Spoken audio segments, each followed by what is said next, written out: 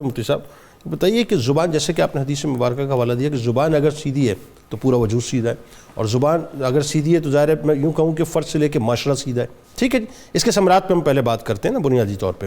اچھا، اس کے مثبت جو ثمرات ہیں وہ انسانی وجود پر اور معاشرے کو کیسے حاصل ہوئی، تو آپ یہ بتائیے ہمیں. اور میں سمجھتا ہوں کہ بہت بہتر ان سے زیادہ مطلب انمول مثالیں ہو نہیں سکتی کہ اگر ہم سرکار علیہ السلام سے آغاز کریں پریکٹیکلی مثالوں کو لے کے، اور صحابہ کرام سے آغاز کریں. جی بسم اللہ الرحمن الرحیم. جنید بھائی، زبان شخصیت کی عکاس ہوتی ہے. آپ کے اندر جو علم و فکر کی گہرائی ہوتی ہے اس کی ترجمان زبان ہے. آہا. بد زبان شخص گویا کہ اپنے اندر میں میلا ہے. بد زبان اپنے اندر زنگ آلود ہے. بد زبان سوسائٹی کو نقصان تو پہنچاتا ہی ہے، سب سے بڑا مضر اپنے آپ کے لیے ہوتا ہے. اوہو.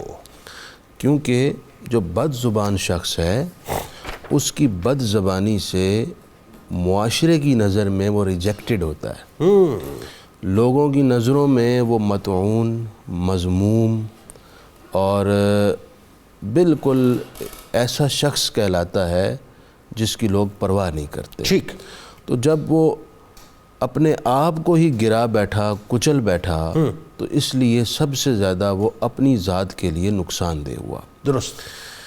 نبی کریم صلی اللہ علیہ وآلہ وسلم کی شخصیت کا خاص پہلو جس نے لوگوں کو آپ کے قریب کیا، آپ کی دعوت اور تبلیغ پر لبیک کہنے کو آمادہ کیا، وہ آپ کا شائستہ لہجہ واہ اور خوبصورت طرز تخاطب. سبحان اللہ.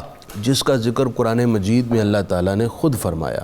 آہا. وَلَوْ كُنْتَ فَظًّا غَلِيظَ الْقَلْبِ لَانْفَضُّوا مِنْ حَوْلِكَ کہ محبوب اگر آپ سخت زبان، سخت مزاج ہوتے اللہ اکبر. تو یہ لوگ پریشان ہو جاتے. اللہ اکبر.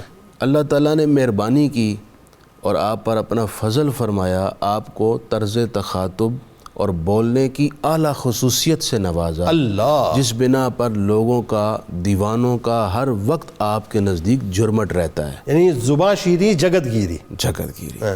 تو شیریں زبان لوگوں کے دل میں جگہ بناتی ہے. وہ جو کہتے ہیں نا کہ دلوں کی حکمرانی اور فتح یہ ہوتی ہی زبان سے حاصل ہے. سبحان اللہ. آپ کیونکہ زبان حسن اخلاق کا اہم ترین جز ہے. واہ واہ واہ. بغیر زبان کی شائستگی کے حسن اخلاق کا کمال ظاہر ہو ہی نہیں سکتا. یعنی انسانی وجود کا پہلا تعارف زبان. پہلا تعارف. ٹھیک ہے. اچھا، اس کی اب سوسائٹی میں اثرات دیکھیں. اسی حدیث، اسی قرآن مجید کی آیت سے بھی معلوم ہو گیا، اور آپ صلی اللہ علیہ وآلہ وسلم کے اظہار نبوت سے قبل کا 40 سالہ عرصہ وہ اس پر بہترین شہادت ہے. بالکل ٹھیک. کہ آپ کے حسن اخلاق، آپ کے طرز تخاطب، آپ کے اعلیٰ گفتار کی بدولت لوگ آپ کو صادق اور امین کہتے. اللہ. اور آپ سے متاثر ایسے ٹھہرے کہ جب آپ نے اظہار نبوت فرمایا تو لوگ جوک در جک بتدریج آپ کے قریب جمع ہوئے اور آپ کے دین کو قبول فرمایا. درست. تو ایک زبان جو صدق اور سچائی سے امیزہ ہو، اس زبان کی وجہ سے اتنا بڑا کام آسان ہو گیا جو کائنات کا سب سے بڑا مشن آپ صلی اللہ علیہ وآلہ وسلم لے کر آئے. سبحان اللہ. یوں ہی آپ صلی اللہ علیہ وسلم سے سیکھ کر صحابہ کرام علیہم الرضوان نے بھی آپس میں طرز تخاطب ایسا ہی رکھا، وہ بتائیے. جس کو قرآن مجید نے رحماء بینہم سے آہا. خوبصورت انداز میں بیان فرمایا. سبحان اللہ. یہ آپس میں بڑے رحیم اور کریم تھے، اور ان کا ایک دوسرے کے ساتھ تعلق بڑے اعلیٰ انداز پر مبنی تھا. بس اس کے چند ایک مظاہر ہم دیکھتے ہیں. حضرت سیدنا عمر رضی اللہ تعالیٰ عنہ کے دروازے پر بیٹے کھڑے اجازت مانگ رہے ہیں، اجازت نہیں مل رہی. اسی دوران سیدنا امام حسین رضی اللہ تعالیٰ عنہ آئے، انہوں نے یہ صورتحال دیکھی، پلٹ گئے. حضرت عمر کو معلوم ہوا تو اس دوران پھر حضرت عمر رضی اللہ تعالیٰ عنہ تشریف لے گئے. ملاقات ہوئی تو اندر نہ آنے کی وجہ پوچھی تو انہوں نے ذکر فرمائی. تو حضرت عمر نے اب کیا بات کی، ہاں وہ بتائیے. یہ گفتگو ہوتی تھی ان کی.